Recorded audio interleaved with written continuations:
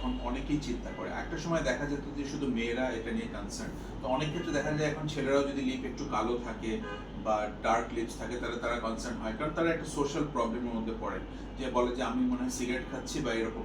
আসলে ব্যাপারটা কি, সবসময় কিন্তু আপনি স্মোকার হলে বা স্মোকিং করলে যে ঠোঁট কালো হবে এটা কিন্তু একটা ভুল ধারণা।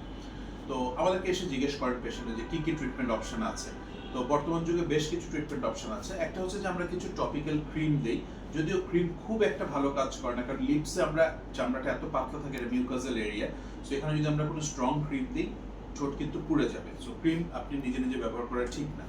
2 নাম্বার হচ্ছে পেশেন্ট যখন আমাদেরকে জিজ্ঞেস করে কি অপশন আছে, তো এখন বর্তমান যুগে দেখা যায় যে 3-4টা অপশন পপুলার বা হাই বা করা হয়। তার মধ্যে একটা হচ্ছে যে পিঙ্ক ফিলার ইউজ করা হয়। তো পিঙ্ক ফিলার হচ্ছে একদম প্রিফিল্ড সিরিঞ্জে পাওয়া যায়।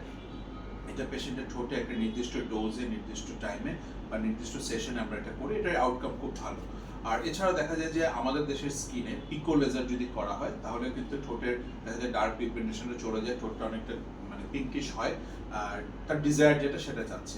আর আরেকটা যেটা করা হয় সেটা হচ্ছে ফ্র্যাকশনাল লেজার। ফ্র্যাকশনাল লেজারে দুইটা জিনিস, অনেকে ঠোঁট থাকে যে খুব রাফ থাকে, ফেটে ফেটে যায়, গ্লিসারিন কিংবা বেসলিন ইউজ করে ভালো হচ্ছে না, তো সেই ক্ষেত্রে দেখা যায় যে ফ্র্যাকশনাল লেজার খুব ভালো কাজ করে।